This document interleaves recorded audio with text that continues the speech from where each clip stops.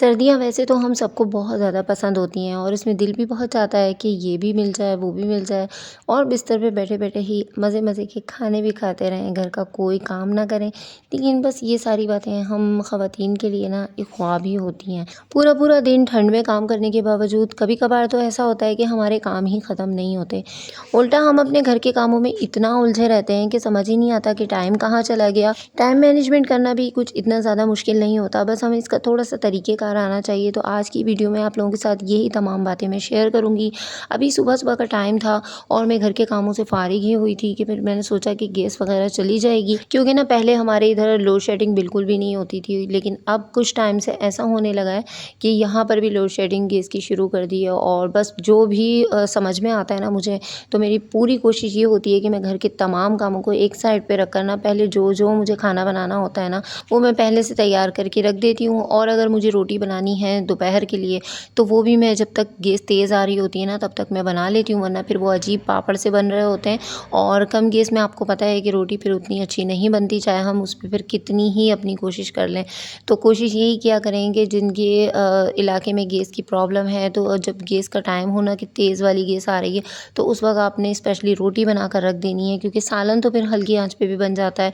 हल्की-हल्की गैस पर एक के बाद एक काम स्टार्ट करती रहें और फिर इसी तरह से ना अपने जो किचन के बाकी के काम हैं उनको भी समेट लें। तो यहाँ पर हल्की आँच पे मैंने सेवइयाँ तैयार करके रख दी थी कि बच्चे जब स्कूल से आएँगे ना, तो जब मैं खाना उनको दूँगी तो उसके बाद फिर मैं इसको हल्की आँच पे गरम करके दे दूँगी। अब चाहे वो कितनी भी हल्की आँच होती ना, तो सेवइयाँ तो गरम इसमें हो ही जानी थी। वैसे तो सबको ही अपने घर के कामों का पता होता है, अपने घर के तरीक़ेकार का पता होता है, सबको पता होता है कि अब गैस का ये शेड्यूल चल रहा है तो हमने इस हिसाब से काम करना है, सर्दी का ये टाइम है तो हमने ये वाला काम पहले करना है, ये वाला काम बाद में करना है। लेकिन जो चूल्हे का काम होता है ना, वो तो फिर हो ही जाता है। अगर गैस की लोड शेडिंग आपके पास नहीं है, आपके इलाके में नहीं हो रही, तो आप आराम से काम कर सकते हो। लेकिन अगर पानी का काम हम सुबह-सुबह कर लेते हैं, धूप के टाइम पर स्पेशली, तो वो बहुत ज़्यादा आसानी हो जाती है।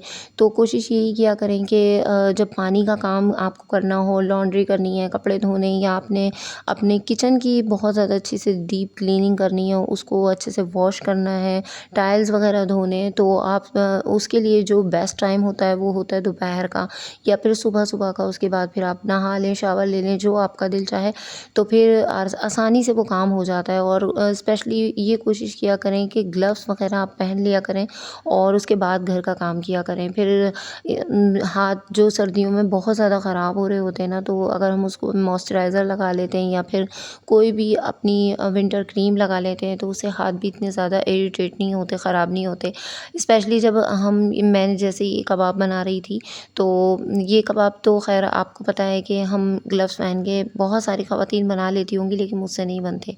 तो मुझे ना इसके बाद काफ़ी हद तक हाथों के अंदर जलन भी होने शुरू हो गई थी और फिर मुझे ऐसा लग रहा था जैसे हाथ बहुत ज़्यादा सेंसिटिव हो रहे हैं।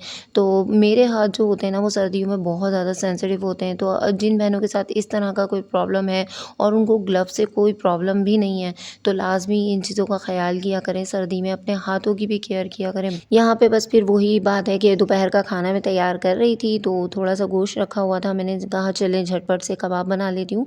और कबाब बनाने के बाद ना सारी टिक्कियाँ मैंने एक साथ ही बना ली थी, एक अंडा तोड़ कर ना इसके अंदर सारी जितने भी कबाब होते हैं सब डीप कर लिए थे। और इसके बावजूद भी ना इसमें अंडा बच गया था, तो वो फिर मैंने सारा कबाबों के ऊपर ही डाल दिया। और अब मैं इतने से अंडे को बचा कर करती भी क्या, तो बस ये अच्छे लग रहे थे और छोटे-छोटे से पीस हो गए थे अंडे के, तो वो बाद में मैंने खैर उठा-उठा कर खुद ही खा लिए थे। और मतलब ये कि जब ज़्यादा अंडे में बनते हैं ना कबाब, तो उनकी जो एक शेप होती है ना वो अलग होती है, थोड़े से वो एक फूले-फूले से हो जाते हैं ना, तो और ज़्यादा अच्छी उनका फ्लेवर लगता है देखने में। तो जो भी काम होते हैं ना छोटे-मोटे, वो मैं साथ-साथ किचन के निपटाती रहती हूँ। अभी कबाब भी रेडी करके रख दिए थे, सेवइयाँ भी एक तरफ रेडी हो गई थी, तो बच्चों के भी आने में अभी टाइम था, सोचा कि चलें थोड़ा-सा ना घर का ये वाला काम निपटा लेती हूँ, क्योंकि फिर ये वाले जो काम होते हैं ना, ये बच्चों के आने के बाद मुझसे बिल्कुल भी नहीं होते। और जुम्मे की जो तैयारी होती है वो मैं वक़्त से पहले ही कर लेती हूँ। आप बहनों से भी मैं बार-बार यही कहती हूँ कि जुम्मे की जो तैयारी होती है ना, वो आप लोग बुध को या फिर जुमेरात को ही करके रख दिया करें, तो इससे बहुत ज़्यादा सहूलत हो जाती है। और आजकल वैसे ही सर्दी है, तो दिन बहुत छोटे हो जाते हैं, तो जो काम हम निपटा सकते हैं ना, वो सर्दी में कोशिश यही किया करें कि सुबह में हो जाएँ। अगर थोड़ी-सी काहली अगर हम अपनी निकाल दें और थोड़ी-सी सुस्ती को अपने पीछे छोड़कर हम सुबह में एक दफ़ा उठ जुड़ जाते हैं ना, तो यकीन करें हम उससे बहुत ज़्यादा फ़ायदा उठाते हैं। सुबह के कामों में बहुत अल्लाह ताला बरकत देते हैं। और जो बहनें लेटी रहती है ना, यकीन करें वो चाहे पूरा दिन काम करती रहें, उनके काम ख़त्म नहीं होते। लेकिन जो बहनें थोड़ी-सी टाइम मैनेजमेंट का ख़्याल करती हैं, थोड़ा से अपने माइंड को शार्प बनाती हैं, अपनी सुस्ती काहली को दूर करती हैं ना, उनके काम बहुत जल्दी हो जाते हैं। तो मेरी यही कोशिश होती है कि धूप में ही सारे काम भी कर लूँ, और कपड़े इतनी जल्दी सूख भी जाते हैं, फिर उसके बाद चाहे हम उनको प्रेस भी कर दें। लेकिन मैं हर वक़्त प्रेस नहीं करती। अगर जैसे मैंने आज लॉन्ड्री की है तो फिर मैं आज प्रेस नहीं करूँगी। लेकिन आज मुझे ना जुम्मे की वजह से थोड़े से कपड़े प्रेस करने पड़े थे, और यहाँ पे कपड़े मेरे इतने ज़्यादा थे भी नहीं, तो इनको भी हाथ के हाथ भिगो दिया था। तो मेरे काम जो होते हैं ना, वो तकरीबन 12 या 1 बजे तक ना पूरा दिन के काम ख़त्म हो जाते हैं, और उसके बाद मेरे पास अपने लिए भी बहुत ज़्यादा टाइम बच जाता है। इसकी वजह यही है कि मैं सुबह का जो टाइम है ना, उसको बहुत ही अच्छे तरीके से यूटिलाइज़ करती हूँ, और बिल्कुल भी आराम पर तवज्जो नहीं देती।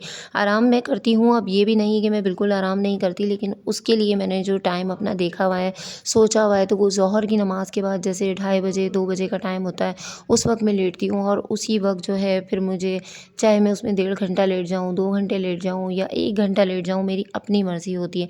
यहाँ पे देखें कितनी सख्त धूप निकली हुई थी, कपड़े भी सूख गए थे, और तमाम मेरे जितने भी घर के काम हो गए थे वो भी हो गए थे।